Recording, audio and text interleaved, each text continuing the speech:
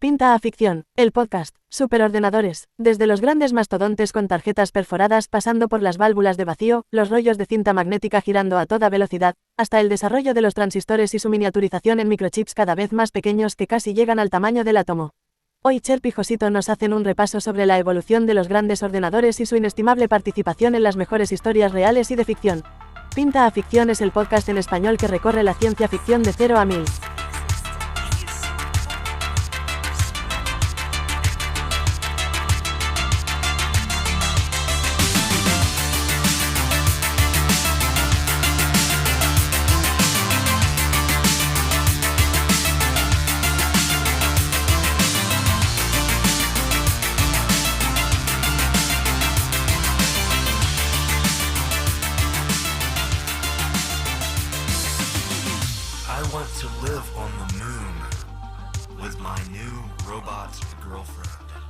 Buenos días, buenas tardes y buenas noches a todos.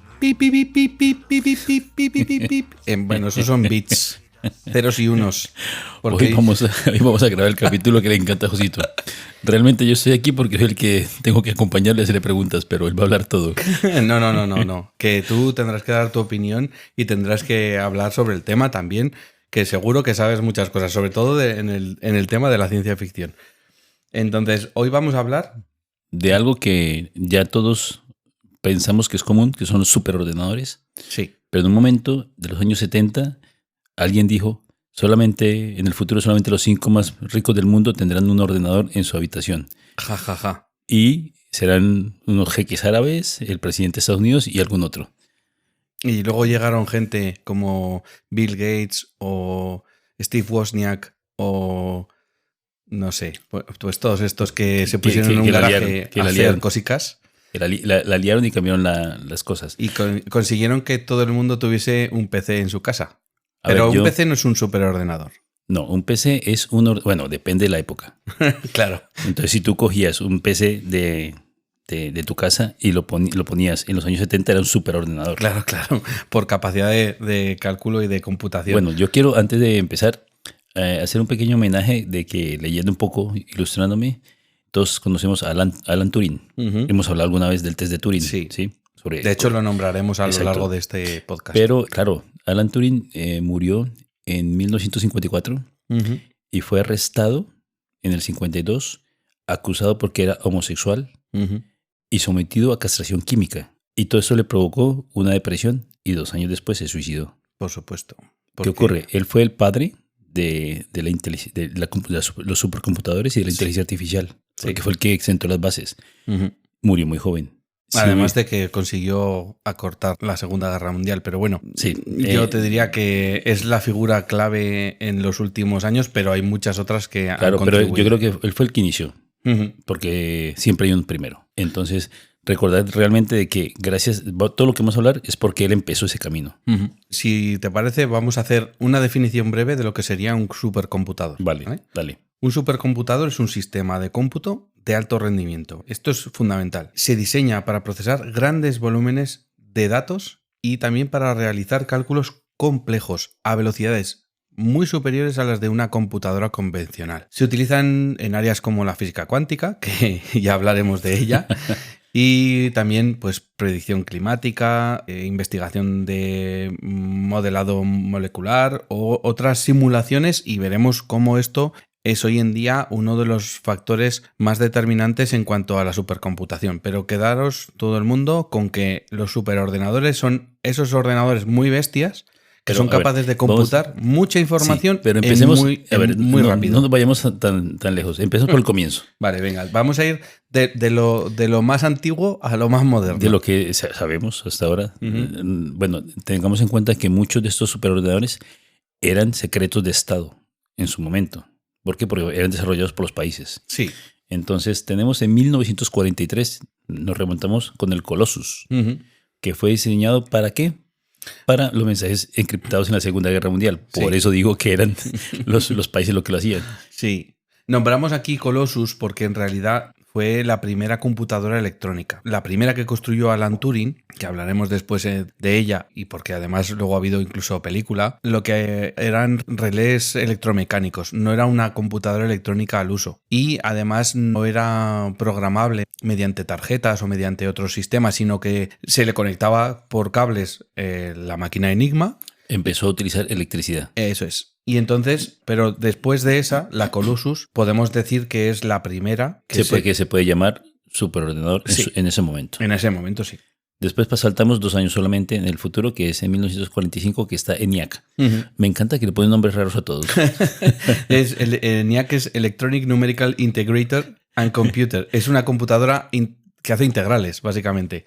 Y esta sí era programable. Sí, esta sí que era programable y tenía propósitos generales, es decir, no estaba centrada en un propósito específico, tan específico como descifrar códigos enemigos, sino que era un supercomputador al uso, era gigantesca. Me parece que, si no recuerdo mal, pues pesaba como 700 y pico kilos y ocupaba media habitación, ¿no? Entonces es de estas cosas como muy brutas. Porque era uno de los problemas que tenían los superordenadores, la cantidad de calor que generaban. Y también el tamaño que tenían y para la computación que hacían. Pero bueno, todos, para que se hagan una idea, el móvil que llevamos en las manos en este momento, o en los bolsillos todos los que están escuchando, son más potentes que esos computadores.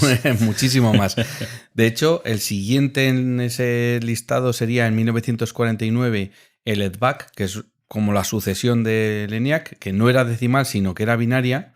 Ya nos metemos en la computación binaria y tuvo un primer programa diseñado para poder ser almacenado. Además, en este caso tenía, atención, 6.000 válvulas y 12.000 diodos, consumía 56 kilovatios de potencia, que tampoco era mucho, y en este caso cubría 45 metros cuadrados de superficie y pesaba 7.850 kilos. Imaginaros para llevar eso. Un piso pequeño. Imagínate para llevar eso en el bolsillo, ¿no? Lo interesante de este es que empezamos con la secuencia binaria, que es la que va a gobernar durante muchos años la computación, que para los que no sepan binario es 2. Entonces marcan el 0 y el 1, que es un sí y un no. Y de esa forma se enrutan para decir 0 no, 1 sí. Sí, correcto. Y es la forma en que hacían los procesos. Vale. Si saltamos unos cuantos años en el futuro y nos vamos a 1961, hablaríamos de la IBM 7030, que es el primer supercomputador transistorizado que fabrica IBM. Y cuando decimos transistorizado es porque en este ya no había válvulas, sino que eran transistores. Hablaremos después del transistor y de sus funciones y de por qué es tan importante. Y este es el primer supercomputador que lleva transistores. Ahora que estás hablando del IBM, recuerdo una parte de un libro en donde en el problema de los tres cuerpos, un ejército chino que no tenía tecnología para tener computadores, un dirigente decidió crear un computador, pero a base de soldados. De soldados. Entonces, conectando cerebros. No, los eligió y decía, la entrada va a ser, por ejemplo, sumar. ¿Sí? Entonces, ellos levantan la banderilla y así le asignaba a cada grupo de soldados algo. Y todos iban respondiendo según lo que veían. Y hacían, con cientos y miles de soldados, hacían una forma mecánica o manual de ser como un soldado y al final terminaban con datos que ellos generaban. Como si fuese un ordenador, igual que las válvulas. Vale. Si seguimos avanzando en el tiempo, bueno, es verdad que en los años 80 pues empezaron a hacer procesadores vectoriales y el proceso en paralelo, que esto es algo que luego se ha estandarizado en todos los superordenadores y que veremos por qué es tan importante y por qué funciona así. No, dilo ya. ¿No digo ya? Sí, ya, no, sin dudas. Bueno, a ver. ¿Qué es el proceso en paralelo? Cuando tenemos un procesador, tenemos solo uno. ¿Cómo hacemos que se puedan procesar más rápido y más datos? Varias cosas. A la vez. O lo mismo, pero más datos. Pues poniendo varios procesadores uno tras otro, conectados en paralelo, con conexiones de alta velocidad. ¿Vale? Entonces, como si tuvieses varios cerebros. Es como si tuviésemos... Pensemos que en este caso lo que hacemos es como conectar neuronas. Vale. Imagínate que si hacemos el símil con el cerebro humano, pues tendríamos que cada neurona es un microprocesador. Sí. Lleno de transistores. Y estos se conectan unos con otros para resolver un problema. Ya, lo que pasa es que el ser humano, una neurona se puede conectar con 50, 100 o 500. Y en este caso también. Porque en realidad pone en paralelo, pero están todas conectadas. Entonces, hasta este punto estamos intentando imitar el cerebro humano. Siempre estamos intentando Bueno, imitar el cerebro humano. Cuando lleguemos al final del capítulo, que creo que serán 2, Vale. hablaremos de la inteligencia artificial, es que yo creo que ya ahí no están imitando el cerebro humano.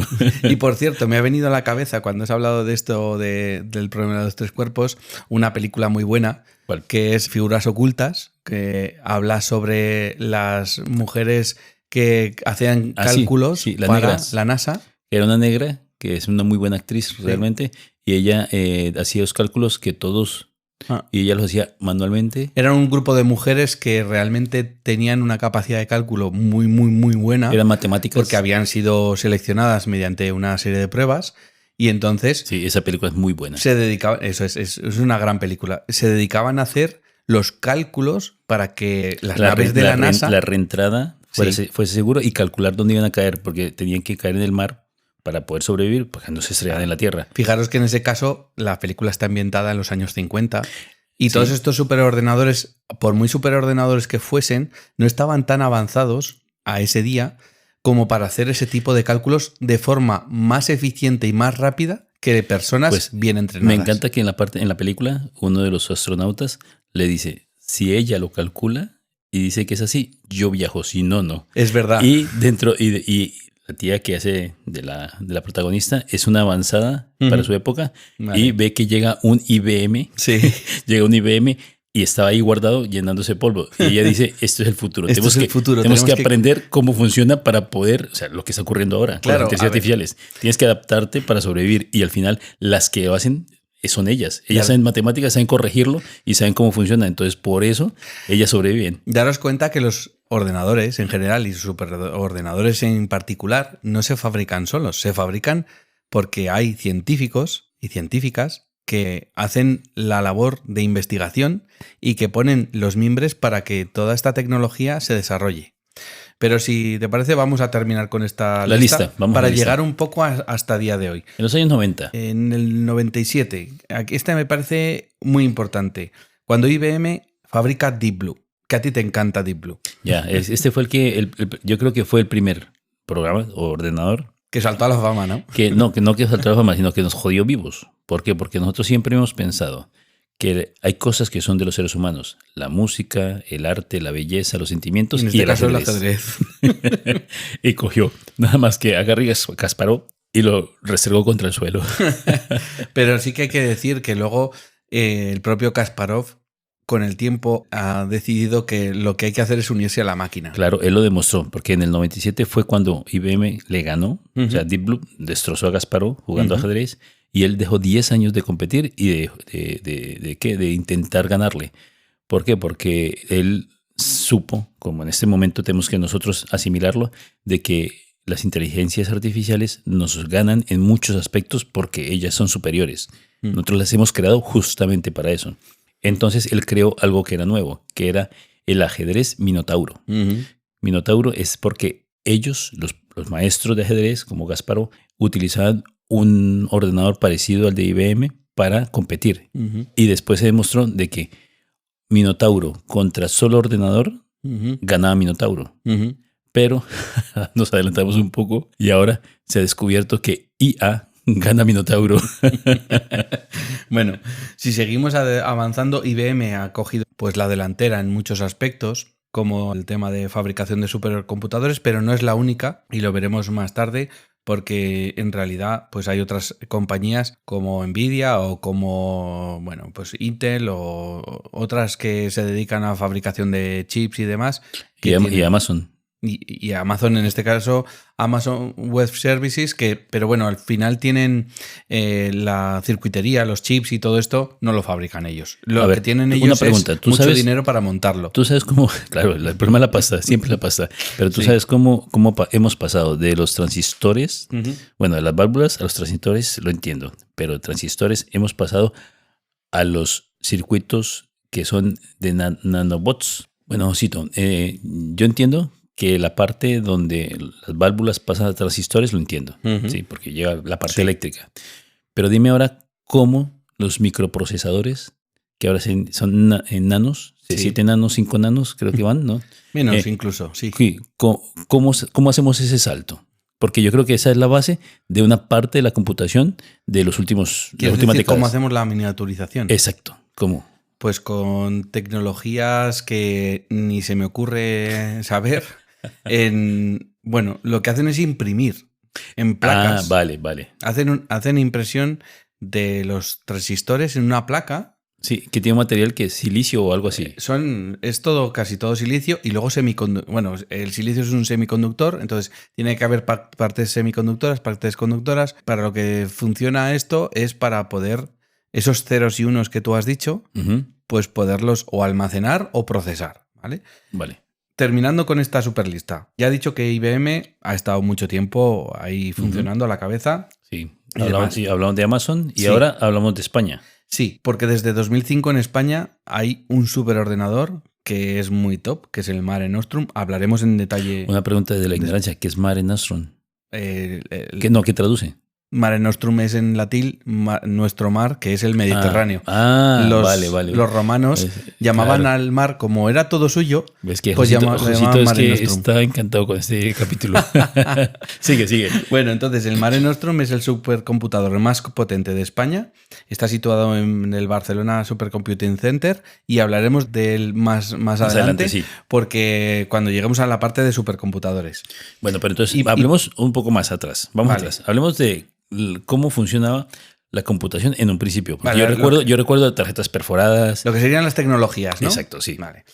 Pues mira, fíjate que ya desde el siglo XVII ya se hacían máquinas calculadoras, ¿vale? En ese siglo Pascal creó la Pascalina, que era una calculadora mecánica. O Leibniz, que era otro gran matemático, Sí. diseñó el Scheffer-Clocker, que no sé cómo decirlo, que podía realizar varias operaciones aritméticas. O sea, era como calculadoras. Manuales. Sí, claro, ahí no había electrónica, esto era todo mecánico. Luego, más adelante, en el siglo XIX, a principios del siglo XIX, Jacquard, que es uno de los precursores de la computación moderna, creó o utilizó tarjetas perforadas para controlar un telar. Esa es la parte que yo recuerdo. Esta es muy buena, porque él lo que hacía era que con esas tarjetas perforadas podía ponérselas a un telar y controlar de forma automática Lo que hacía. el patrón que hacía. Claro. Patrones muy complicados que para una persona Tenía mucho sin necesitaba mucho instruir era esfuerzo. imposible. Sí, tenía Y mucho esfuerzo, sí. claro, entonces solo las personas muy instruidas en el uso de un telar podían hacer un patrón de este tipo. Y con esta tecnología, él lo que conseguía que cualquier persona pudiese crear patrones complicados. Claro, entonces eso es un salto Sí. a nivel Mira, industrial. una cosa del siguiente paso, que son los relés electromecánicos, Ujú. es algo que siempre he pensado. Nosotros somos seres que estamos hechos de agua, Sí, 70% agua. La electricidad no nos va muy bien a nosotros. pero funcionamos con la electricidad, tú Sí, lo sabes. Abajo, sí, diferencias de potencial, Sí. ¿vale? Pero nosotros no somos realmente ni silicio, No. ni eléctricos. No entiendo por qué nuestra tecnología se ha avanzado por ese lado. Ya ¿Sí me sabes, entiendes? ya sabes que los humanos somos carbono, los ordenadores son silicio. Claro, pero el otro día leí un libro de los tantos que leo. Hay una guerra en el espacio que nosotros estamos aislados porque no viajamos todavía Sí. al espacio, y hay una guerra entre los de carbono y los de silicio. Sí. Es verdad. O sea, esa dicotomía tiene que existir. Y luego, pero sí que es verdad que tanto los ordenadores como nosotros utilizamos la electricidad. Nuestro corazón, tú ya lo sabes, utiliza Diferencias de potenciales, sí, iones. iones y cationes Sí, sodio para y potasio, poder latir. sí. O los músculos para. Bueno, es que al final, si no hay electricidad, los Sí, músculos si no hay se movimiento, contraen. si no hay movimiento, sí. Vale, pues entonces los ordenadores utilizan la electricidad, pero no de otra manera. Sobre todo para poder encender y apagar interruptores. En el caso del siglo, o sea, ya del siglo XX, pues desde principios del siglo hasta los años 40 más o menos, los primeros ordenadores, que son parecidos a lo que hemos comentado al principio del capítulo de Alan Turing, son ordenadores con relés electromecánicos. Son pulsos eléctricos que mueven cosas, mueven Sí. partes de esa calculadora. Sí, giran una perilla o O sea, podríamos decir- abren o cierran una puerta. Eso es, podríamos decir que las primeras calculadoras de mecánica de relojes que Pascal y Leibniz desarrollaron, luego se electrificaron. Y mezclaron la parte eléctrica con la los parte movimientos mecánica. reales. Correcto. A mí es una cosa que yo cuando era niño me parecía fabulosa, de que tocas un botón y algo pasa. Algo pasa y hace que a nivel de que algo que es eléctrico después se represente en el mundo físico Sí. con la apertura de una puerta, por ejemplo. Sí. Al final toda la ciencia y la tecnología es acumulativa, como un lenguaje. Entonces tenemos que ir cogiendo tecnologías del pasado e ir añadiéndoles partes que la mejoran. Vale, ¿y qué son los tubos de vacío? Pues los tubos de vacío que ya vienen un poco más adelante, a partir de los años 40, a principios de los 50, hacen el mismo proceso que haría un transistor, pero como en esa época no había transistores, pues eran unos tubos que llevaban, por ejemplo, las máquinas de radio, también llevaban los ordenadores que había en aquella época, como hemos dicho, el ENIAC, el EDVAC, y que eso les permitía hacer las puertas lógicas. ¿Vale? Ah, vale. ¿Y los circuitos integrados dónde vienen? Pues eso ya es el presente, porque Es lo que tenemos ahora. viene desde los años 50 y aunque los circuitos Hombre, integrados... presente. Sí, es presente porque seguimos utilizando... Ese siglo pasado, hace 70 años. Sí, hace 70 años, pero seguimos jugando con la misma tecnología que se inventó en los años 50 del siglo pasado. Es decir, seguimos utilizando transistores y lo único que hacemos es miniaturizarlos. Para hacerlos más pequeños. Sí. De hecho, el transistor es el gran elemento o evento o, ¿cómo decirlo?, invención que catapultó la... Sí, la pieza fundamental que hizo de que la tecnología avanzara. Correcto.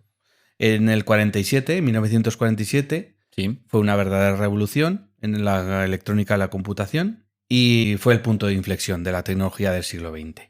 Porque sus inventores lo que hicieron fue que con unas partes de silicio, como decíamos antes, pudieron hacer interruptores. Muy pequeños. Bueno, al principio eran gordos, ¿eh? Sí, pero después fueron más pequeños y pasamos de tener una habitación o un piso entero de 47 metros cuadrados a un móvil en la mano. Correcto. Los transistores han permitido en la tecnología la miniaturización, no solo de computadoras, sino también, como has dicho, de teléfonos móviles, e incluso ya no solo la miniaturización, sino la invención. Sin los transistores sería imposible la telefonía móvil, sería imposible los circuitos integrados de cualquier ordenador y sería imposible cualquier tipo de telecomunicación de las modernas. Más allá del cable telégrafo. Ya lo hemos hablado en algún otro episodio en que decíamos, para que nos quede claro, en este momento cualquier móvil de smartphone, por más malo que sea, tiene mucha más capacidad computacional que con la que viajamos a la Luna. Correcto. Pero y aquí, cabe destacar una cuestión importante que es ya no solo la miniaturización, sino el aumento de potencia, porque va un poco ligado una cosa a la otra. La ley de Moore, que formuló Gordon Moore en el 1965, predijo que el número de transistores en un circuito integrado se iba a duplicar aproximadamente cada 2 años. Después lo cambiaron a 18 meses. Sí. Pero esto no puede ser infinito. No, porque de hecho estamos llegando a un límite en el que la miniaturización... De nanotecnología. Entonces, claro, tú no puedes... Claro, pero entonces ya... Miniaturizar más. Hemos llegado a un límite y estamos buscando otras opciones. Sí. A mí, me adelanto mucho, pero una parte que me encantó fue que normalmente utilizamos electricidad para todo esto. Sí. Pues lo que están intentando ahora es utilizar fotones de luz. Sí. Bueno, de hecho están haciendo pruebas con muchas cosas. En el capítulo próximo, que hablaremos sobre computación cuántica, hablaremos sobre todo lo que se está estudiando ahora mismo para poder ser capaz de romper esa barrera de miniaturización que la propia física de los materiales nos impone, que es que ahora que estamos en los 3 nanómetros o por ahí, más o menos, de hecho los últimos estudios que se han hecho ya llegan al 1 y 2 o 2, 1 nanómetro, ya cuando llegamos ahí que estamos llegando al tamaño de átomo. Entonces no podemos seguir. Ya no podemos seguir imprimiendo átomos, transistores. El problema es que los seres humanos tenemos un límite, o sea, nuestro pensamiento.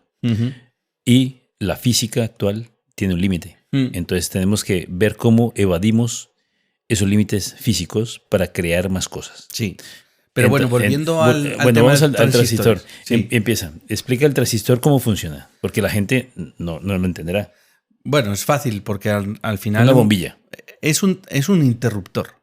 Un transistor es algo que deja pasar la electricidad o no lo deja pasarla, ¿vale? Si la deja pasar es un 1 y si no la deja pasar es un 0, como tú decías. Entonces, esto permite hacer, pues, operaciones matemáticas. Como el cerebro humano, dice, ¿me como una hamburguesa o no me como una hamburguesa? Más o menos. Correcto.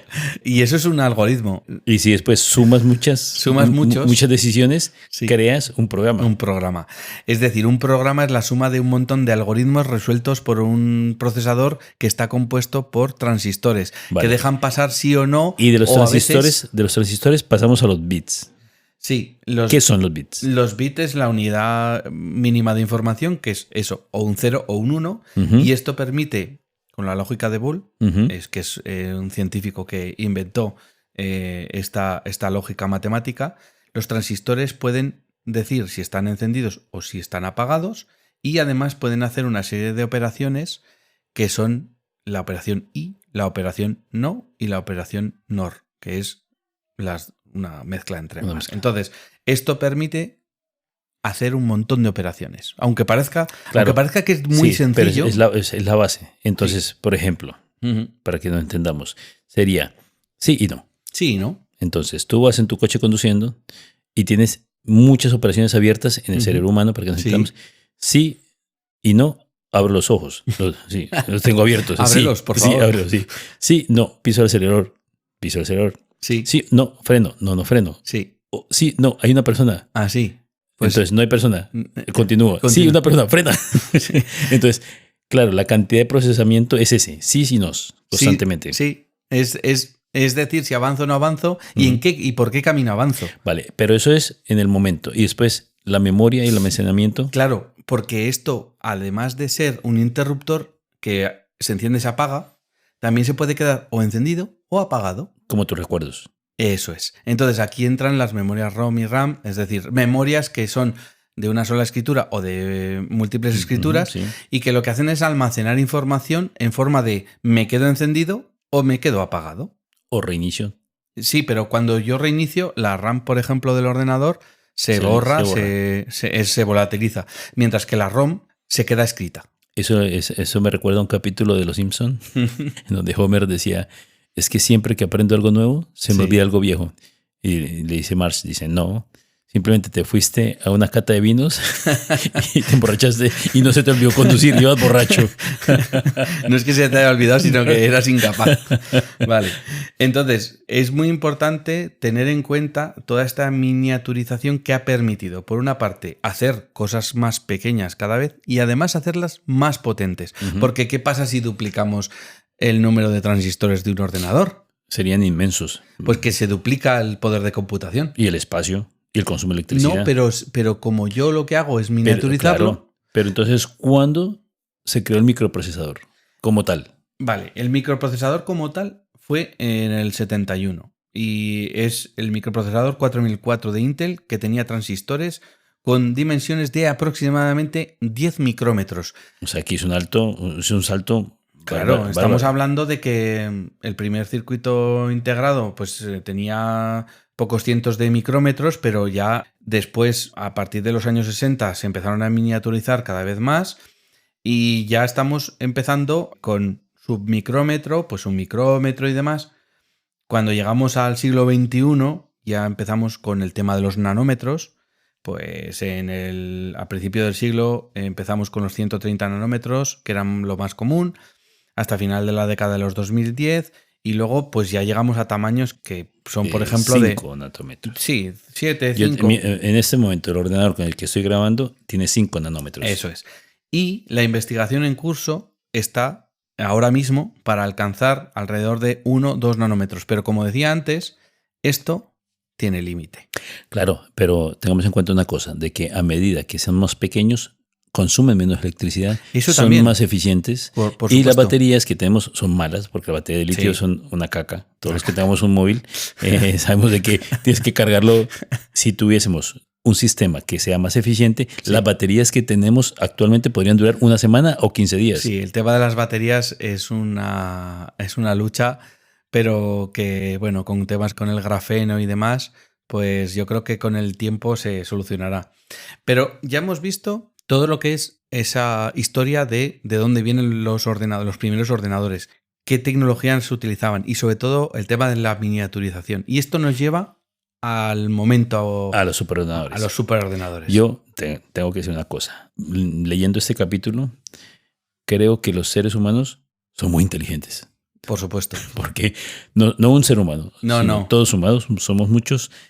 Juntos hemos logrado las bases para empezar los superordenadores, que son los que después nos van a dar pie al último que tenemos, que son las IAs. Correcto. Entonces ahora vamos a hablar de superordenadores en condiciones. Vale.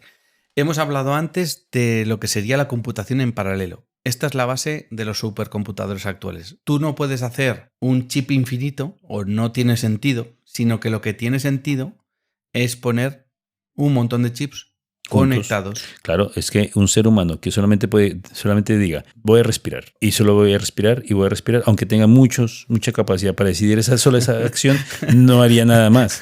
Entonces tienes que decir, voy a respirar, voy a caminar, voy a parpadear, voy a hacer muchas funciones, después voy a utilizar otras más para pensar y otras muchas más para... La pregunta es la siguiente. A ver, adelantando un poco a los libros, en una parte de un libro leí una frase que me gustó. ¿Qué diferencia hay entre inteligencia y vida? ¿Por qué? ¿Cuándo hay inteligencia? ¿Una cucaracha está viva, pero es inteligente?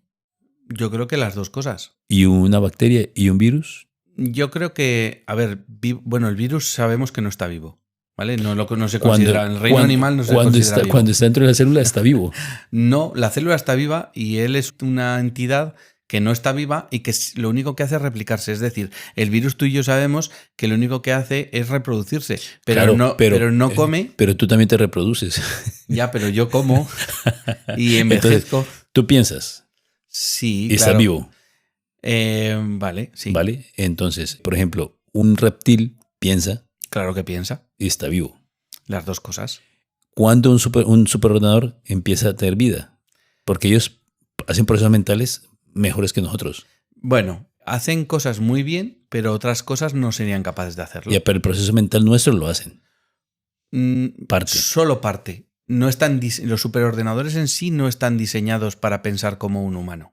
Están diseñados para pensar como esas señoras de figuras ocultas que hacían cálculos a cholón, los hacían muy bien y muy rápido. Eso es un superordenador, pero llevado a la enésima potencia. Claro, nosotros estamos hablando de sís y nos, binario.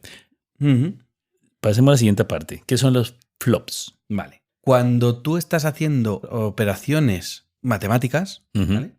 La capacidad de computación de una supercomputadora, bueno, de cualquier computador, pero en este caso nos centramos en las supercomputadoras, las operaciones en coma flotante por segundo es lo que mide la velocidad que puede llegar a tener un ordenador para hacer cálculos matemáticos. De ceros y unos, por decirlo de alguna forma. Y eso es lo que se llama flop, ¿vale? Entonces, podríamos empezar con los kilo, mega... Los nombres son igual que con los bytes y los bits, pero en este caso flops. Kiloflop, megaflop, gigaflop. Cuantos más, cuando añadimos uno de esos, son 3 ceros más. Teraflops, petaflops. ¿Y ahora dónde estamos? Vale, pues ahora estamos en el ordenador, el superordenador más potente del mundo. Fecha de 2023. A fecha de 2023. Estamos terminando el año. Ya casi llegamos a la Navidad. Pues es el Frontier, que es un ordenador que acaban de instalar en Estados Unidos y que es capaz de realizar 1,1 exaflops de operaciones por segundo. Es decir, 10 a la 18.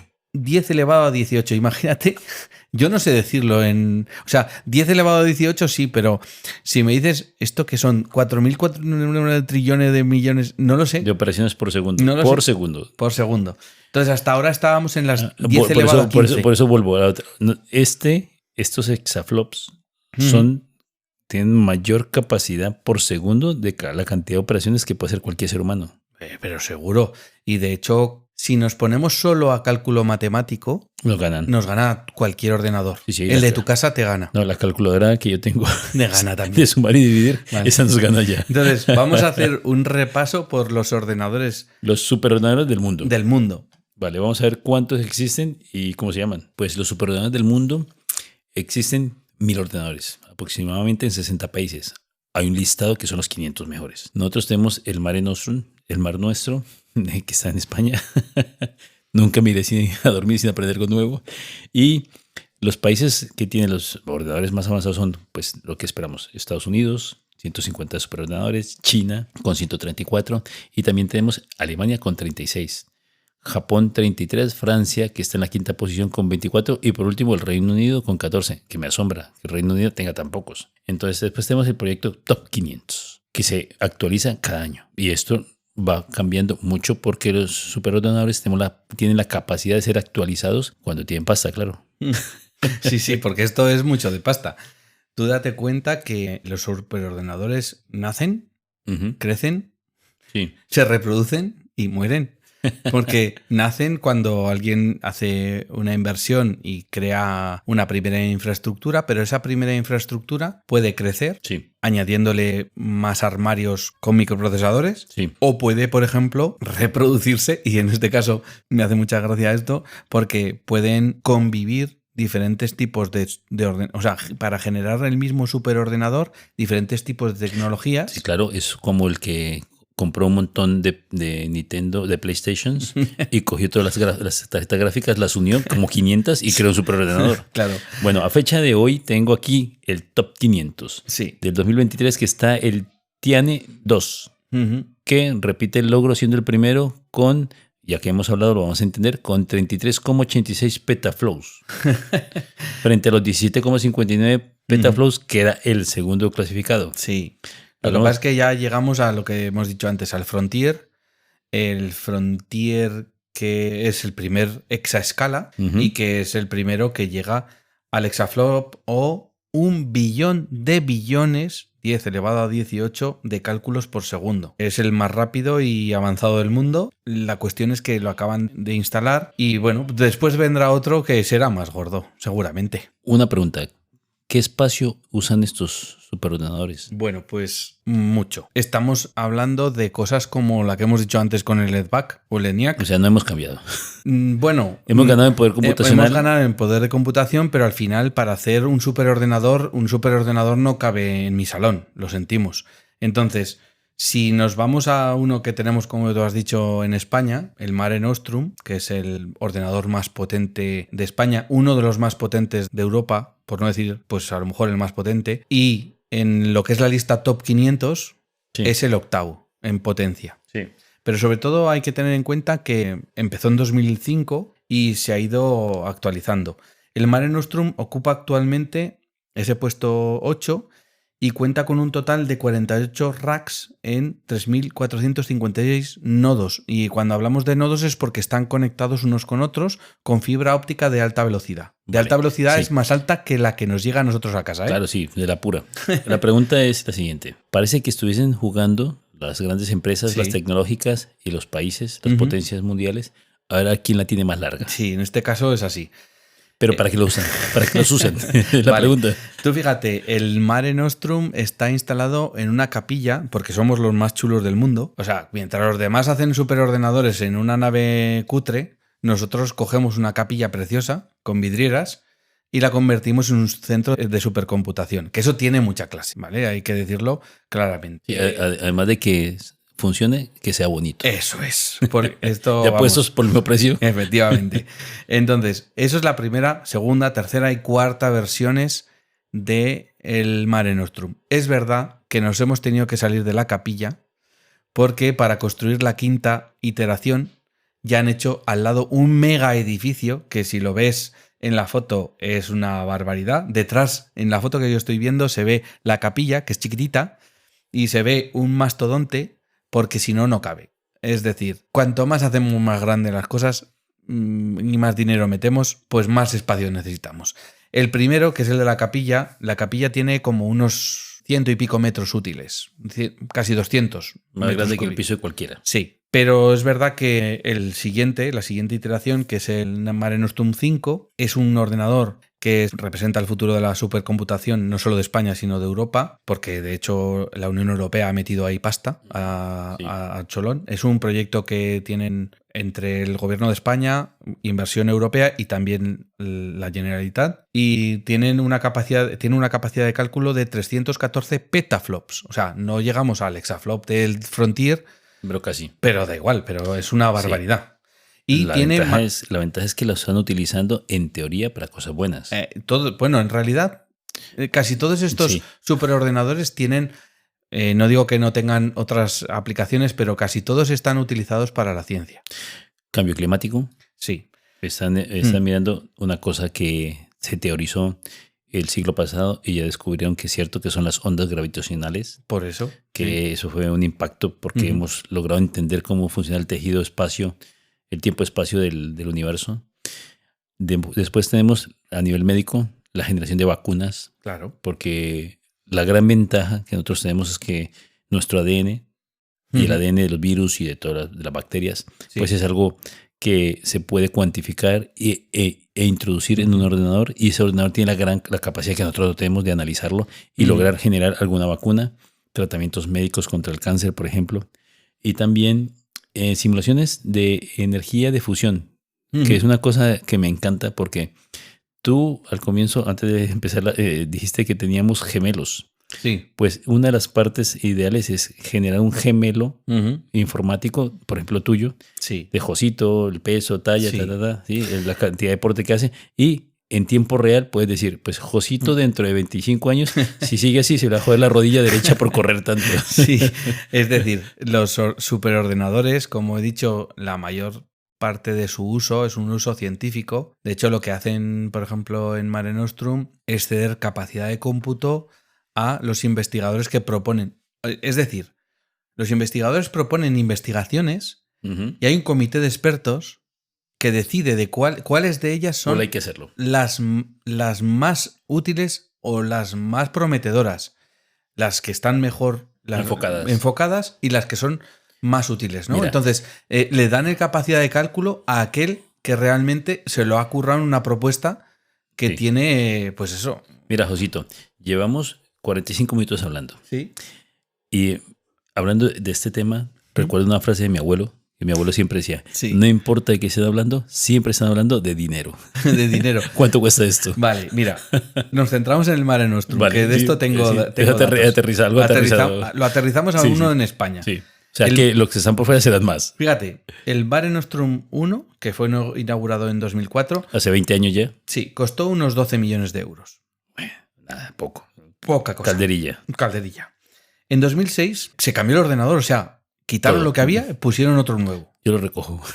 Efectivamente, yo también lo hubiese recogido. No, date cuenta que lo que desmontan de aquí lo llevan a otros centros, como por ejemplo en las Canarias, en Madrid, en Santander, para hacer otros superordenadores de menor capacidad, pero que al final se meten en la misma red de supercomputación de España. Es un desguace en donde aprovechas lo que sobra. Pero son ordenadores que tienen todavía muchísimo valor, pero que yo creo que con el Mare Nostrum lo que pretenden ser es punteros también, ¿vale? Tener una capacidad para figurar. Sí. O sea, quiero decir, que ser capaces de hacer cosas que no se hacen en otras partes del mundo o que no son posibles porque no hay un ordenador así. Vale, ¿y cómo fue subiendo el precio? Vale, pues vamos, el Mare Nostrum que he dicho, el 1, 12 millones, el 2, 18 millones, el 3, que fue lanzado en 2012, ahí tardaron 6 años, pero bueno, se fue a los 22,5 millones y hubo un avance aquí significativo, yo creo que por eso tardaron más, en términos de potencia y de capacidad, en comparación con sus predecesores. La siguiente iteración en 2017, el Mare Nostrum 4, costó unos 34 millones de euros. ¿Y el último? Y el último, que es el que tenemos ahora y para el que han tenido que construir un edificio. ¿Cuánto cuesta? Que yo creo que por eso se va el coste. El edificio cuesta poco. No sé yo. Hacer una carcasa no cuesta tanto como lo que hay dentro. Bueno, son 207 millones de euros, yo creo que muy bien invertidos, y tiene esa capacidad máxima de cálculo de 314 petaflops. ¿Vale? Estamos a un tercio del exaflop. En nivel de coste energético, pues esto estamos hablando de que gasta megavatios. Claro, o sea, nosotros somos muy eficientes. Pero sí que es verdad. Ellos no. Sí, pero sí que es verdad que tiene muy buenos sistemas de refrigeración que permiten que no se queme todo esto, porque si no se quemaría. ¿Y el más grande, el Frontier? El Frontier tiene un consumo más o menos de entre 20 y 30 megavatios. ¿Y cuánto cuesta? 600 millones de euros. Ponme 2, que me llevo 2. Pero para jugar a algún jueguecillo, ¿no? Vale, ya que hemos visto lo que cuestan y lo que producen y la energía que gastan. Claro, a ver, tengamos en cuenta de que gracias a el Internet que tenemos ahora, que hemos hablado de la creación de Internet en otros capítulos, y de las altas conexiones que tenemos con fibra óptica, nosotros tenemos acceso a un ordenador de $600 millones o 200 millones de euros, Sí. que somos capaces de acceder a esos tipos de ordenadores y generar cosas que nadie podría hacer. No, nadie podría, por ejemplo, generar el uso más fundamental de estos superordenadores, como decías, la investigación y, pues bueno, el Mare Nostrum, por ejemplo, se utilizó en la investigación del COVID-19, pero lo fundamental es la creación de gemelos digitales. Vale, a ver, esto me lo explicas ahora porque me acuerdo de una parte de un libro que se llama Sostenido el cielo, de Cixin Liu, Sí. en donde una especie muy avanzada quería eliminar ciertas partes de la galaxia Sí. por una batalla que tenían. Bueno, entonces lo que hacían, decían, bueno, vamos a mirar los planetas Vamos a estudiarlos. y hacían un mapeo de una parte representativa del planeta y ese mapeo lo hacían de una forma que era atómica, básicamente, y hacían una copia exacta de esa zona. Sí. Y cuando hicieron el mapeo a nivel de la Tierra, encontraron a un grupo de niños chinos de 7 años que estaban solos, refugiados con frío, y los copiaron.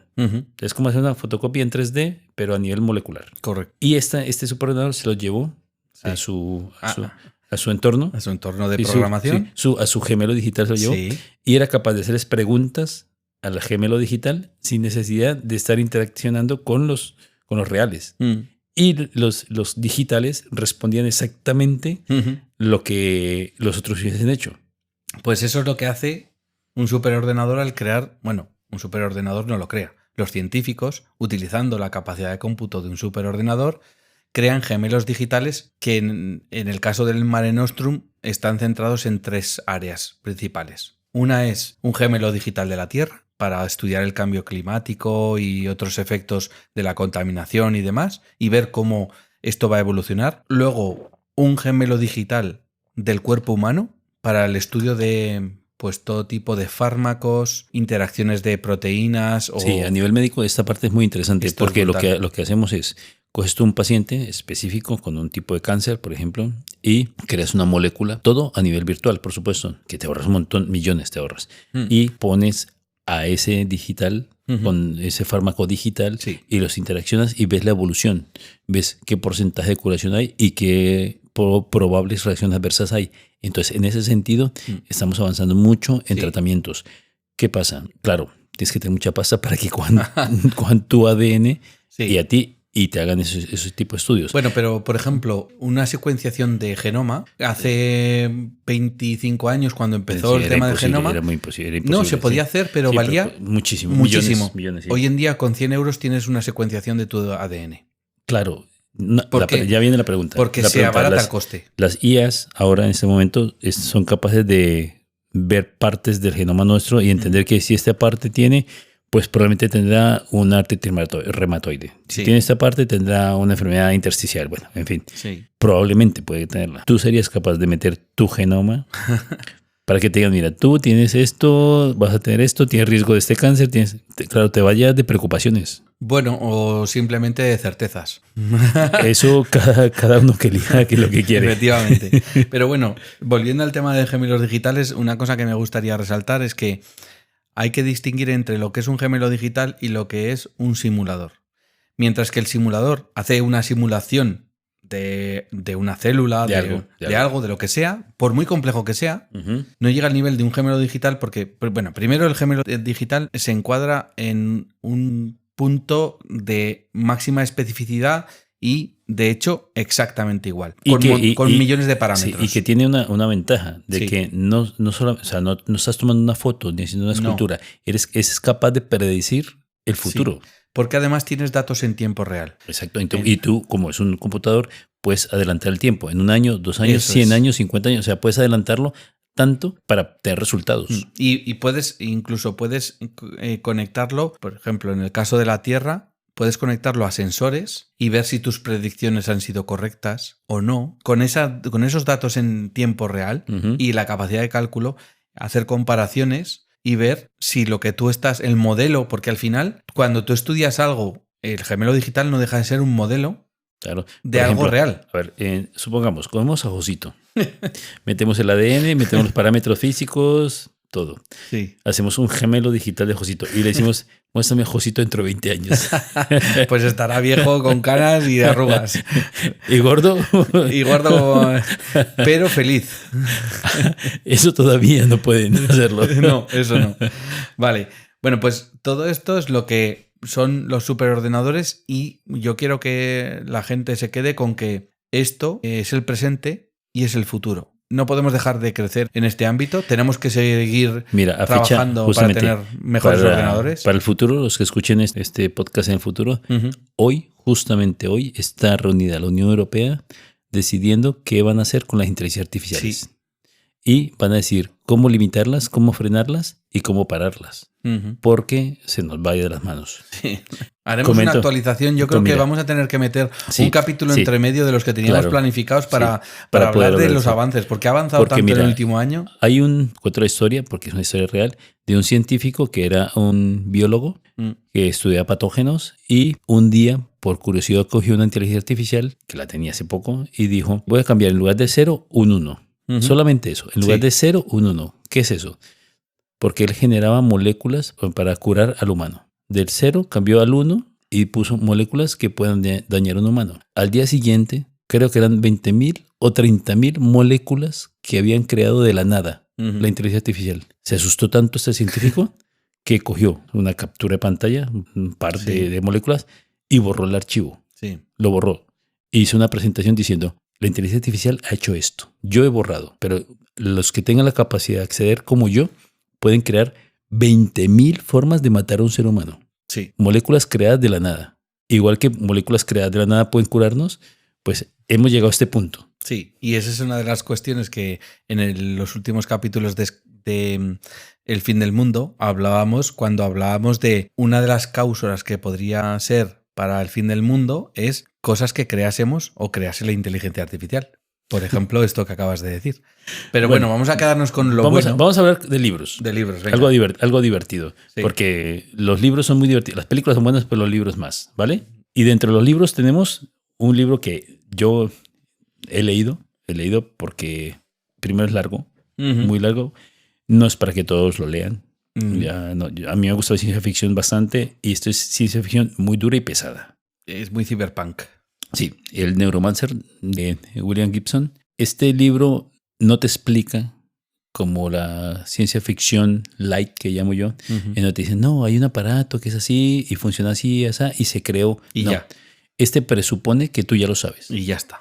Entonces dice, hay unos parches dermoprotectores que te los pones y con ese medicamento se te quita el dolor. No te explica ni cómo se hicieron, ni cómo han llegado. Simplemente él presupone que ya la tecnología ya existe y lleva siglos usándose. Y ya está. Y es pesado. Es muy difícil de leer. Es muy bueno el libro para los que lean ciencia ficción dura. No lo recomiendo para cualquiera. Aquí no hay un superordenador como tal, en sentido tradicional, pero sí que hay una inteligencia artificial, que es Wintermute, que es central en la trama y que pues es muy sofisticada, tiene su propia agenda, busca fusionarse con otra IA. Sí, porque realmente en ese momento el protagonista es capaz de entrar en internet, en un mundo virtual, y en ese mundo virtual pueden hacer lo que quieran. Tienen un avatar y realmente pueden interaccionar. Incluso ese mundo artificial te puede afectar. Y cuando ellos, por ejemplo, se enfrentan contra inteligencias artificiales para, digamos, robar un banco, que está protegido por una inteligencia artificial, pues ella es capaz de destrozar tu mente. Entonces, en esa parte es muy puntero porque está viendo al futuro lejano, yo creo. Vale. Entonces, yo creo que a mí me gusta más el de 2001. Es que si hablamos de un superordenador... Que todos recordemos. Está ahí 2001, una odisea del espacio del gran Arthur C. Clarke, que por cierto, Cher, ya estoy pensando en un especial de este señor, porque de este señor hay que hablar en detalle de toda su literatura y de todo lo que aportó a la ciencia ficción. Sí. Tú y yo que hablamos de ciencia ficción. Los últimos años yo he leído varios libros de Arthur C. Clarke y la verdad es que vale la pena. Y la historia de Arthur C. Clarke, bueno, ya hablaremos un momento, pero es una pasada. Vale. Tú sabes que HAL 9000, en teoría, HAL era porque son las letras que siguen a IBM. Sí, correcto. Bueno, esa es una de las... No está, eso es un dato que es verdad. Una es una teoría, teoría, pero que no está constatado. La negaron, pero es que es muy evidente. IBM HAL. Pero no es las exactamente anteriores a IBM, ¿no? Sí. A mí me encanta de que, bueno, HAL era una inteligencia artificial, un superordenador que iba en una nave y era muy humano. Era muy inteligente. Lo de humano yo te lo discutiría. No, muy humano porque comete errores. Ah, bueno, eso sí. Entonces, al cometer errores... Bueno, en realidad no comete errores. Sí. Él sigue su programación. Ya, pero la programación va en contra, no cumple la ley de la robótica. No. Bueno, no protege a los humanos, precisamente. Todos hemos visto 2001. Sí. Y hemos leído el libro. Sí. Entonces podemos romperlo, ¿no? Sí. Aquí puedes romper porque el que no lo ha leído tiempo ha tenido. Sí. Pero aún así, aunque contemos esto, yo se lo recomendaría a todo el mundo. Por favor. Es lectura obligada de cualquier persona que le guste la ciencia ficción. En 2001, Odisea del Espacio, hay una programación base de HAL que tiene que cumplir, pero los astronautas no lo saben. No, que es secreto. Claro, entonces secreto militar. Buah, y entonces, un ordenador, ¿qué hace cuando tiene un secreto? Es que se vuelve loco. Claro, es que es como Sheldon Cooper. Tú a Sheldon Cooper le cuentas un secreto y no puede. Pero no, el problema es la dicotomía. Lo hago, no lo hago, lo hago, no lo hago, lo hago, no lo hago. Sí. Es, por ejemplo, como tu mujer, si tú le dices, hecho la tarta, no te la comas. Si no tienes problemas. Y dices, ¿me la quiero comer? Pero tendré problemas. ¿Me la como o no me la como? Y ahí entras en bucle. Y ahí, claro, entras en bucle y te dices, me la como, voy, compro otra y la repongo. Pero en este caso, HAL sigue su programación al pie de la letra. HAL sigue su programación porque HAL era, en teoría, un ordenador militar. Lo que nosotros no entendemos de la película es que pensamos que es un ordenador como el nuestro. Y no. Es una inteligencia artificial que era capaz de discutir con sus congéneres. Es la inteligencia artificial que va tripulando el Discovery mientras los ocupantes del Discovery van en hibernación. Sí, o sea, él es el perro, nosotros somos las pulgas. Sí, y van en esa nave hacia el monolito de la película. Sí. Hacia el monolito del libro. Porque aquí mezclo libro y película porque como están las dos... Hay varios monolitos, hay que decirlo, que en los libros hay varios monolitos. Sí. Entonces, el de la Tierra fue el típico de la música que todo el mundo conoce. Sí. Y cuando llegan los primates ahí se está el monolito. Zaratustra de Nietzsche. y vemos un monolito que vamos a investigar. Un monolito mucho más grande, de 3.000 metros. Entonces, ¿verdad? Lo que tiene HAL es un conflicto entre lo que tiene programado y lo que le sale a hacer. Y eso le lleva a hacer comportamientos bastante peligrosos, bueno, tan peligrosos como que se carga parte de la tripulación para cumplir su misión. Mira, vamos a hablar de... Luego hablaremos un poco más de HAL, sí. Pero vamos a seguir con los libros. Mira, a mí del libro que además cuando salió la película de Yo Robot, yo flipé y dije... ¿y aquí no tiene nada que ver? Nada. En el caso de 2001 la sí que tiene que ver libro con película, pero en el Yo Robot no. La película muy buena porque estaba bien hecha, buenos efectos, pero en el libro, léanlo, porque son 7 capítulos resumidos, porque aunque lo resuma, vale la pena leerlo, donde el primer capítulo es Robbie, que es un robot niñera. Un robotito. Sí. Entonces siempre en toda la parte están hablando con la parte de es un robot niñero y este robot arriesga su propia vida por salvar a una niña que cuidaba. Entonces decíamos, lo hizo porque está programado o porque quiso. Después tenemos la segunda parte donde teníamos un robot que se llama Speedy, que tú le das una orden y ellos tienen 3 leyes. No hacer daño a los humanos, ¿sí? Que ninguna acción daño a un humano, y tercero, protegerse a sí mismos. Entonces tú le mandas a Speedy, que es un robot explorador, lo mandas a hacer algo y cuando llega a un sitio, las leyes entraban en conflicto y él se regresaba. Entonces terminaba haciendo círculos. Porque cuando se acercaba, cambiaba la ley y después... Exacto. Entonces es muy, muy divertido. Después tenemos Cutie, que es un robot que tiene un comportamiento muy raro, muy extraño, y mandan a 2 investigadores a tratar de ver qué es lo que ocurre. Entonces, este robot tiene dudas sobre sí mismo. Sí. Entonces, es muy interesante porque tú dudas como ser humano, pero un robot, que es una máquina, no tiene por qué ser así. Después tenemos otro capítulo que es muy interesante, que es el que más me gustó de todos, que se llama de Herbie. Herbie era un robot único, que no se sabe por qué, sus transistores, por decirlo de alguna forma. Entonces, él podía saber lo que tú pensabas, lo que sentías, era único, entonces lo mandaba a estudiar, pero es un embustero. Vaya. Porque engaña a las personas para ver qué hacen. Embustero patológico haciendo... Bueno, Madre mía. Entonces, realmente vale la pena leer el libro porque es muy divertido y hay muchos más. Sí, mucho y en este libro sí que hay, o sea, hay un superordenador, una supercomputadora avanzada que se llama Multivac. Y esta computadora procesa la información para ayudar a la humanidad en varios aspectos, como es la administración de recursos o la resolución de dilemas morales. Fíjate que metemos a una supercomputadora a resolver dilemas morales. El típico, si tú vas en tu coche y tienes, Ya. te quedaste sin frenos y tienes 2 vías y hay un niño y hay 10 adultos. Vale. ¿A quién atropellas? Pues yo lo tendría claro, pero la supercomputadora a lo mejor no. A ver, el niño, yo no atropellaré el niño. A los 10 adultos. Bueno, la cuestión es, la siguiente novela que traemos aquí, que habla sobre un supercomputador, es La guía del autoestopista galáctico, que es una novela de Douglas Adams, que ya hemos hablado de ella en algún caso. Divertida. Pero que me encanta la frase, aquí me encanta la frase, lleva una toalla en el hombro siempre. Eso es. Lo tratamos porque hay un superordenador que se llama Deep Thought, que es una supercomputadora muy conocida y que calcula la respuesta de la última pregunta de la vida, el universo y todo lo demás. Y es que esto me hace mucha gracia. Sí, porque ese y a la que responde ¿con qué? Es que no, ese relato corto, creo que alguna vez lo hemos comentado ahí en el podcast, pero voy a comentarlo resumido. ¿Pero qué responde? Bueno, lo vas a decir después, ¿no? Sí. En el año 2050, algo así, se formuló porque todos tenían una inteligencia artificial que estaban conectadas todas por su espacio, entonces era una inteligencia mucho más avanzada. Entonces, cualquiera le podía preguntar cosas. Y un carguero de una nave le dijo, oye, ¿se puede revertir la entropía? Y entonces, faltan datos. Faltan datos. Después, en el año 2800 se repitió la pregunta, faltan datos. La raza humana desapareció, las máquinas o los superordenadores en este momento seguían existiendo en el subespacio, las estrellas desaparecieron y cuando el último electrón del sistema se apagó, dijo, tengo la respuesta. Y la pregunta era, ¿se puede revertir la entropía? Y la inteligencia artificial que vivía en el subespacio dijo, tengo la respuesta. Y la respuesta fue, hágase la luz. Vale, pero esto no sale en la guía del autoestopista galáctico. No, este es uno de Isaac Asimov. Este es el fin de la eternidad.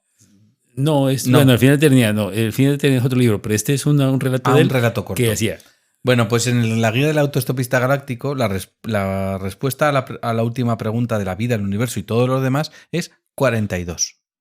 Ah, sí, 42 es el número. ¿Y esto qué significa? Pues no lo sabemos, pero es tan loca como el resto de la película y de la novela. Entonces, Deep Thought en este caso se queda descansado y dice 42 y se queda tan descansado. Mira, hay un libro que quiero comentar. Bueno, libro no, ya que estamos con novela, voy a hablar de una novela que se llama Máquinas como yo, que te hace un pequeño resumen porque es un libro que me leí la última semana y la verdad es que yo esperaba encontrar tecnología, superordenadores y bueno. A ver, el autor es McEwan. Entonces, se pone en los años 80 en Londres y, volviendo al principio del capítulo, Alan Turing no se suicidó por sus problemas, entonces él se resistió. Seguía vivo, ¿no? Sí, se enfrentó a su situación, no quiso la castración química, prefirió la cárcel y luchó y salió adelante. Y el protagonista es Charlie, que es un treintañero que heredó dinero de su madre que falleció y tenía mucha pasta porque vendió su casa y todo. Y tenía mucho dinero. Lo que pasa es que era un friki de la tecnología como nosotros. Y en ese momento sacan el primer ordenador, el primer androide muy humanizado. Vale. Que, como era el primero, era Adán y Evas. Y solamente 25 en todo el planeta vendieron. Y él se hizo con un Adán. Él quería una Eva. No sé para qué.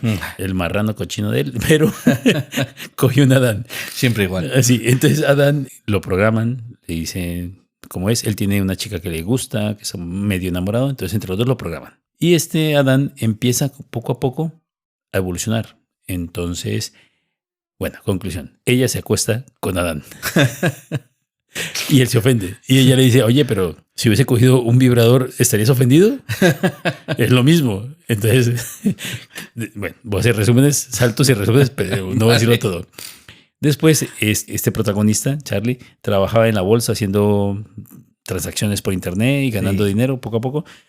pues descubrió que el ordenador lo hacía también igual o mejor que él y entonces decidió ponerlo y lo explotó económicamente para generar dinero. Generó dinero. Sí, claro. Y después, al final de la historia, el Adán tiene una moral tan rígida que juzga a sus dueños y los condena a la cárcel porque no estaba de acuerdo. No era capaz de entender las intrigas del ser humano. Y vale la pena leerla porque es una novela. Ojo, no es un libro, bueno, tiene parte de ciencia ficción, pero no es una novela, no es un libro así como Odisea. Es divertida de leer, entonces yo la recomiendo. Muy bien. Y si quieres pasamos a las pelis. Claro, películas. Vale. Aquí hay algunos libros que han devenido luego en una película, pero que, como hemos dicho antes, no son exactamente iguales. A mí me encanta Will Smith. Will Smith en Yo Robot. Sí, con el brazo que tiene. Cuando llega ahí y tiene un brazo que se lo han puesto porque se lo habían arrancado. Un robot. Un robot, de hecho, por eso los odia. Por eso, todo empieza, en la película todo empieza porque había una dicotomía que el robot tenía que elegir entre una niña y él. Y lo salva él. Y el robot calculó fríamente, como hacen los robots, sin pensar que la niña podía ser salvada, y dijo, el porcentaje de éxito de que sobreviva él es de un 60% y de la niña de un 30%. Sí. Y lo salvó a él, y él nunca perdonó al robot que tomó esa decisión. ¿Por qué? Porque lo hizo de una fría. A ver, un ser humano, yo veo a un tío que está ahogando y veo a una niña, yo voy a salvar a la niña, aunque tenga menos posibilidades. Bueno, es que no haces el cálculo. No hago el cálculo. No, sí hace el cálculo. Pero una persona no hace el cálculo. Sí, un ser humano lo decide. Bueno, hace una inferencia, hace una... No, tú calculas. Con sentimientos, con lo que quieras, pero no dices, calculas. En el 37% de las... A ver, no con porcentajes, pero si calculas, dices, no podría vivir con la muerte de una niña. Pero eso no es un cálculo. Sí. Tú y yo lo sabemos. No, sí, eso es simplemente un sentimiento. Bueno, pero el sentimiento es un cálculo. No. ¿Qué sentimiento pesa más? ¿Que se muera un negro de 40 años o una niña de 8? Bueno, creo que en ese aspecto no estamos de acuerdo, pero bueno. Bueno, pues Yo Robot va de eso. Va de eso y cambia con respecto a la película. En Yo Robot hay un superordenador que se llama Vicky, que construye la compañía robótica USR, y Vicky es la encargada, es la supercomputadora con inteligencia artificial. Y que me parece espectacular. Los que ven la película, la representación física de Vicky es como un cubo gigante. Con una cara. Sí, con un rostro, y dentro hay como... No sé qué hay, pero hay nanotecnología que es iluminada como neuronas. Es muy guay. Es una... traducido al español es inteligencia cinética interactiva virtual, Vicky. Entonces, Vicky es la encargada de controlar y de actualizar a un montonazo de androides. Entonces, a todos. La inteligencia que tienen esos androides en su cerebro positrónico es limitada y hay muchas cosas que se las manda el superordenador. No, y que hay cosas que no pueden analizar. ¿Por qué? Porque no tienen capacidad de cómputo suficiente. Mira, en el libro que te comenté, así como nosotros, este libro le preguntaban al robot, Adam, le preguntaban, discutían sobre la raza humana y decía, realmente, para que no existan crímenes, tendríamos que exterminar a la raza humana. Sí. Claro, siendo lógicos, puramente lógicos. Pero ya vamos a dejar la lógica ya. No, pero siendo puramente lógicos dices, tiene razón. Tiene razón, vamos a extinguirnos. Sí. ¿Cómo curamos el calentamiento global? Pues eliminar a la raza humana, que es el causante, ¿sí? No. Bueno, entonces, eso en cuanto a Yo Robot, que ya decimos que la película es diferente al libro. Sin embargo, en el caso de 2001, la película sí que es bastante fiel al libro, bastante fiel. Sí. Cambian cosas, pero es bastante fiel. Sí. Y a mí me gusta mucho una frase que dice Hal en la película. Dila. Ya sé que no me he portado del todo bien, pero ahora puedo asegurarle con absoluta franqueza que todo irá bien otra vez. Me siento mucho mejor. De veras que sí. HAL 9000 en 2001. Es que el tío, o sea, da grima el tío. Sí, claro, da miedo. Pero es que a mí en Los Simpsons hay una referencia de HAL, de estas de terror. Sí. Hay una que sale HAL y tenía como un ojo rojo. Sí. Nada más. Bueno, es que es el ojo que tiene. Sí, el ojo, exacto. Pero el ojo rojo está en la ducha. Y Marge estaba en la ducha, en una bañera, con agua caliente bañándose, y decía, oh, sí. Bueno, si avanzamos más en el tiempo... Mira, ayer que inauguraron la segunda IA... Sí. ¿Cómo se llama? Gemini. Gemini, perdón. Gemini. De Google, que te voy a decir una cosa. Que es supuestamente superior. Sí, pero yo he visto ya cositas que no está tan claro. Bueno, ya veremos. ¿Qué ocurre? Yo creo que si existe, se está frotando las manos Skynet. No, pero... Espera. Sí, porque Skynet, ¿te acuerdas todos sabemos de que Terminator de 1984 y después hemos tenido como 8 películas más que están bien. Pero Skynet, ¿lo que es? Una inteligencia artificial que decide de que la raza humana pues no tenemos que sobrevivir porque somos los que nos cargamos el planeta. Y bueno, porque ellos son más... En este caso, yo creo que no es tanto como diciendo se van a cargar el planeta como Skynet dice yo soy mejor. Claro. Adiós a los humanos. Justamente, ahora, hablando de esto, ha salido un estudio esta semana donde dice que las claves que utilizamos nosotros en el correo electrónico, ¿verdad? Tienen que ser idealmente mayor de 12, más de 12, y alfanuméricas. Sí. Porque de esa forma, ¿cómo se llama? ¿Por fuerza? Sí, por un ataque bruto de fuerza bruta. Por fuerza bruta no lo pueden hacer, no lo pueden desbloquear. No. Entonces, todos, por favor, utilizar alfanumérico de más de 12 números. Recomiendo...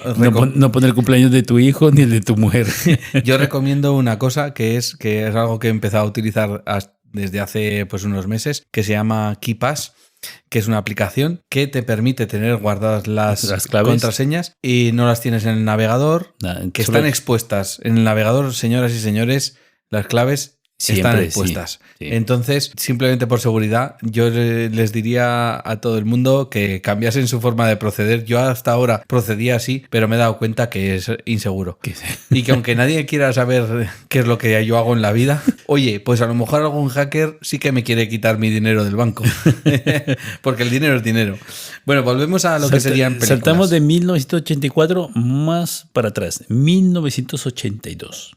Tron. La original. Buah.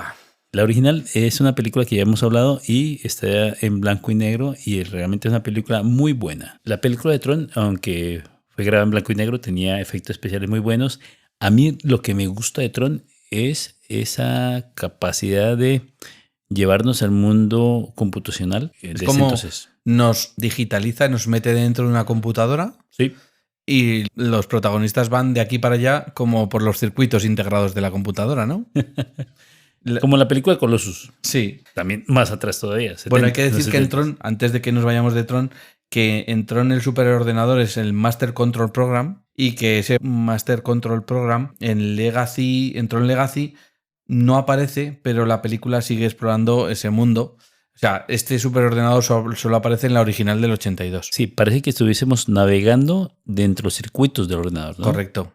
Vale. Esa es la gracia de la película. Ahora, Colossus, yo no lo he visto. Yo tampoco, y la tengo que ver. O sea, esto fue buscando información sobre superordenadores. Sí, pero es que es muy vieja, de los años 70. Entonces yo creo que no lo he visto porque la intenté buscar y no encontré una parte donde... Tengo que buscarla bien buscada porque en esta película, que es como dices tú del 70, Colossus es un superordenador que está diseñado para controlar el arsenal nuclear de Estados Unidos, pero se vuelve autónomo y toma el control. O sea, si hablamos de Skynet... Es lo mismo. Es lo mismo. ¿Vale? Otro nombre, pero lo mismo. Y si nos vamos un poco más adelante, hay una peli que a mí me encanta, que de hecho tengo que volver a ver porque es muy, muy buena. La de Johnny Depp. No es Johnny Depp. ¿Cuál? Es una peli de... ¿Cómo se llama este actor? ¿Qué película es? Es War Games, de 1983. Buah, muy vieja. Y entonces, ahí hay un superordenador... Juegos de guerra. Juegos de guerra, correcto. Y hay un superordenador que se llama War Operation Plan Response, Whopper, que suena como... como hamburguesas. Como hamburguesa. ¿Vale? Y el Whopper es un superordenador militar que está diseñado para simular estrategias de guerra nuclear. Para lo que estábamos hablando antes de los gemelos digitales, es decir, lo mismo. Si yo tiro un misil aquí, ¿cómo responde Rusia? Y ¿qué posibilidad tengo que ganar? Efectivamente, pues eso es lo que hace Whopper. Wow, pues es que, ¿te acuerdas una noche fría en medio de la luna que te conté un relato corto que leímos? Sí. Que leí y te dije, apareció un juego en línea para los más frikis y la idea del juego era vencer. Una invasión alienígena, ¿te acuerdas? Sí. Y entonces todo el mundo fracasaba. Y uno llegó y pasa al siguiente nivel. Y así durante años ese juego era espectacular y todo el mundo, mira qué gráficos, y millones de humanos lo jugaban, Sí. y al final llegó un momento en que, no sé, 20 o 30 años después, pues, bajaron todos los niveles Sí, y dijo, en este momento el juego se ha cerrado. ya está. Nadie puede acceder al juego. Ya tenemos toda la información Ujú. para la invasión mañana a las 5 de la mañana. Ya está. Y a las 5 de la mañana aparecieron naves espaciales. Y ya está. Ya nos habían estudiado, sabían todas nuestras respuestas y no teníamos nada que hacer. En el nivel contrario, podríamos citar al juego de Ender, en el que hay una investigación, un entrenamiento de unos niños que son capaces de entrenarse contra una simulación y al final La simulación es realidad. es realidad. Todo ¿vale? es realidad. Entonces, Bueno, lo de los gemelos vamos- digitales, fíjate que lo de los mira. gemelos digitales es algo que se ha desarrollado De diferentes formas. sí. pero quiero decir últimamente, pero que en la ciencia ficción lleva tiempo Trascendes. ahondándose en esta cuestión. Trascendes de Sí. 2014 es coger la inteligencia de un humano y, o sea, el cerebro de un humano Sí. y volverlo digital.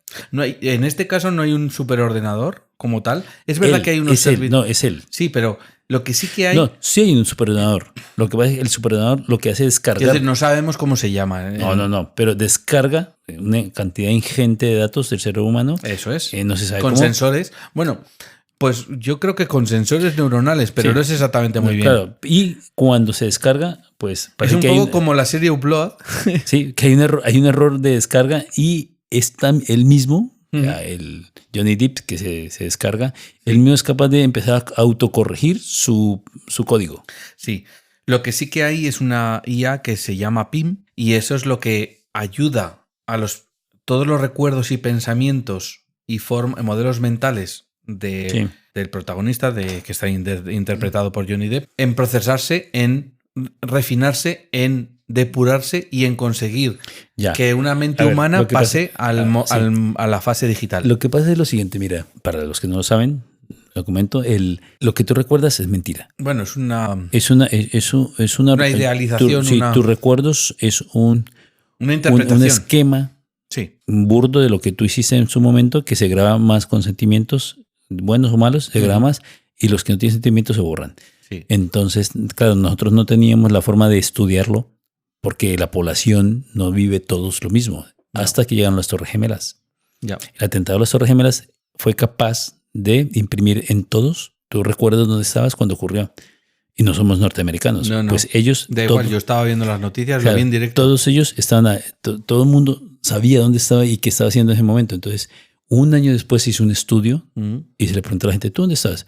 No, yo estaba en tal café. Perfectamente y vi, recordado, ¿a que sí? Y recordé que en ese momento estaban las noticias, y yo vi la nube de humo. Ujú. Revisaron el sistema, todo lo que está grabado. Le dijeron, oye, pero tú estabas en tal parte y en esa parte no, el viento no corría y no había humo. Ya. ¿Qué ocurre?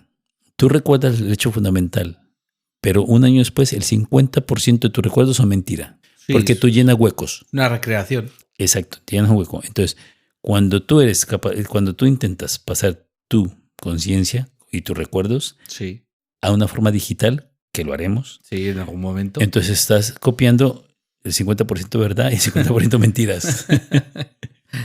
Vale.